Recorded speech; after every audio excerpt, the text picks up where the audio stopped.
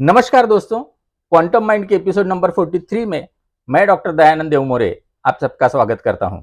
दोस्तों, मैं आज आपके साथ एक बहुत ही दुर्लभ साधना शेयर कर रहा हूं जो आपको YouTube पे नहीं मिलेगी। इसको बोला जाता है न्यास क्रिया। तो क्या है? मैं जब ये पढ़ रहा था कि हाईएस्ट वाइब्रेशन को कैसे वाइब्रेट किया जाता है या हम खुद को हाईएस्ट वाइब्रेशन पे कैसे ले जाएं, तो उसमें से एक टेक्निक ऐसी है कि खुद को आप भगवान समझिए। ऐसे समझिए कि ये सब अपने आजू बाजू जो दिख रहा है वो आप ही का क्रिएशन है। आप अगर पेड़ को देख रहे हो तो सोचिए कि ये मेरा क्रिएशन है और मैं कुछ भी क्रिएट कर सकता हूं। तो हर कार्य करते वक्त आप ये सोचिए कि अगर मैं भगवान हूं तो इस काम को कैसे करूंगा, एक दूसरे के साथ बर्ताव कैसे करूंगा। इस इसके बारे में आप सोचिए। खाना खाते वक्त या कुछ भी करते वक्त ये सोचिए कि अगर मैं भगवान होता तो कैसे बर्ताव करता। तो इसी तरह आपको कोई अगर समस्या है तो भगवान को अगर समस्या होती तो वो क्या करते, तो वो समस्या कैसे हल करते। उनके पास तो सभी पावर्स हैं, वो तो कुछ क्षणों में आपकी समस्या दूर कर सकते हैं। तो उस हिसाब से आप विचार करना स्टार्ट कर दीजिए। इस तरह से विचार करने से आप एक ऐसी फ्रीक्वेंसी को चले जाओगे जो अभी आप जिस लेवल पे वाइब्रेट कर रहे हो उससे ऊपर की होगी। लेकिन इसके आगे जाके मैं अभी जो बताने वाला हूं उसका इस्तेमाल करके आप खुद के शरीर में भगवान को स्थापित कर सकते हो, उसकी प्रतिष्ठापना कर सकते हो। इसी को बोला जाता है न्यास। हमारे शरीर में भगवान की प्रतिष्ठापना कैसे करनी है उसके लिए ये मेथड है। ये मेथड गोरक्षनाथ जी ने बताई थी। तो क्या करना है, हमारे शरीर के 27 अंगों के बारे में अभी मैं बात करूंगा। हमारे शरीर को 27 अंगों में हम डिवाइड करेंगे। कौन कौन से 27 अंग हैं?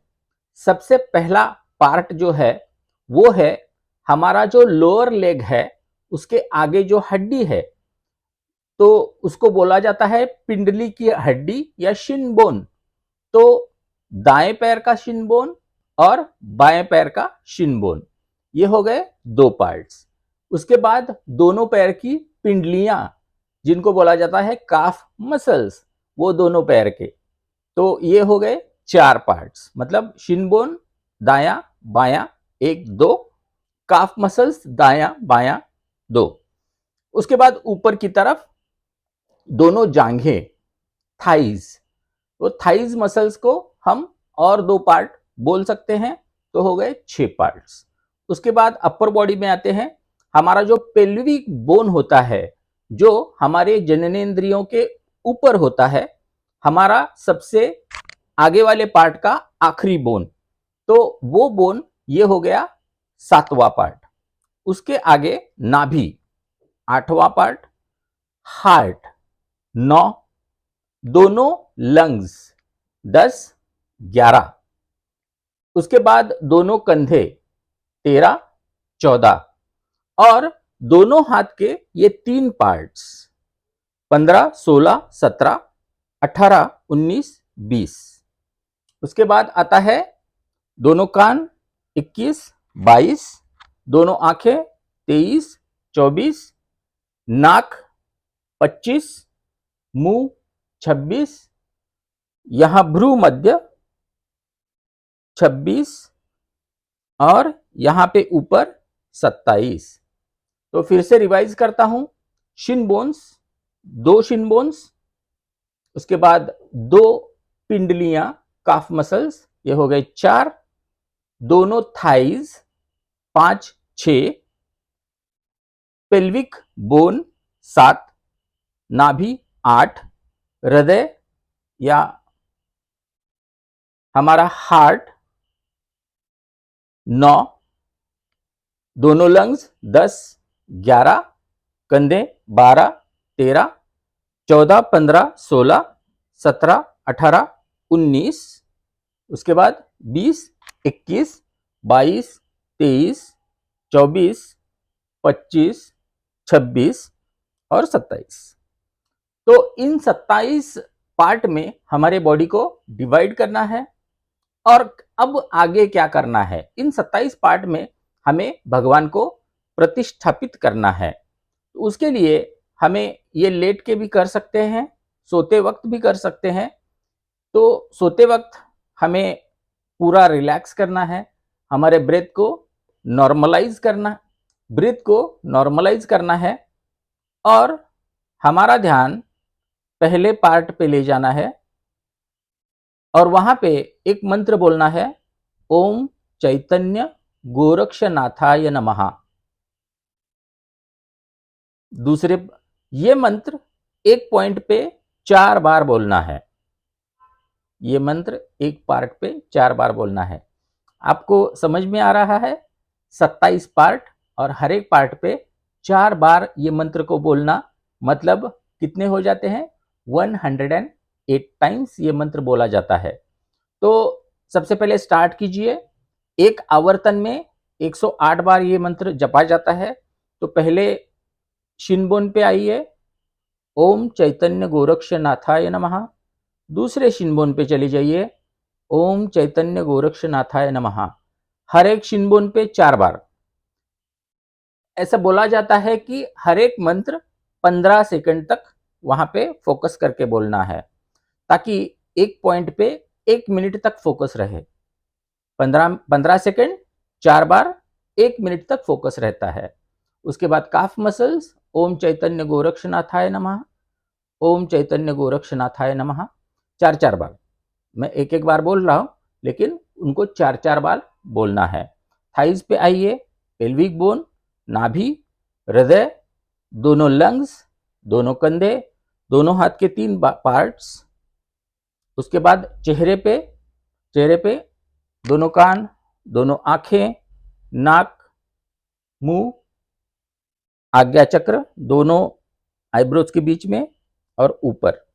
तो इन 27 पार्ट पे फोकस करना है। हर एक पार्ट पे 4 बार ये मंत्र जाप करना है, ओम चैतन्य गोरक्षनाथाय नमः।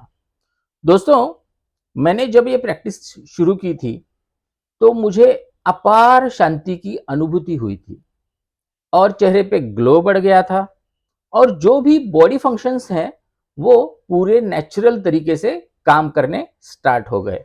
मतलब अगर आपके शरीर में कोई भी बीमारी हो, चाहे आपको जड़ों का दर्द हो या पीठ दुख रही हो या कोई भी आपके शरीर में व्याधि हो, ये करने से वो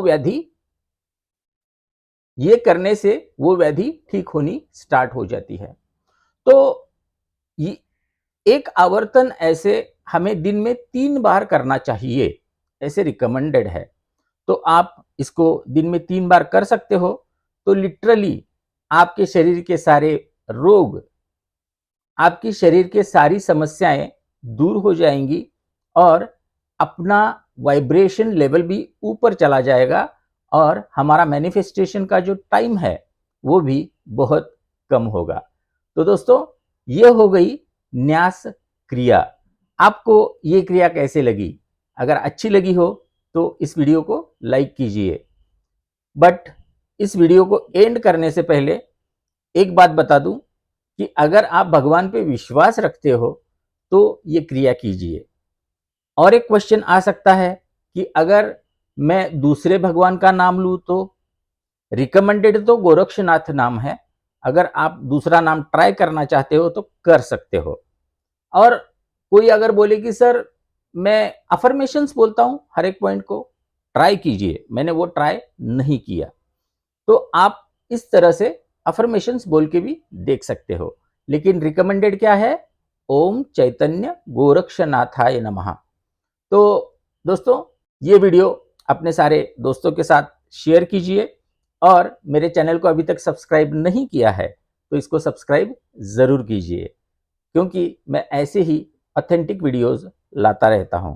तो दोस्तों, आज के लिए इतना ही, फिर मिलेंगे नेक्स्ट एपिसोड में। तब तक के लिए धन्यवाद।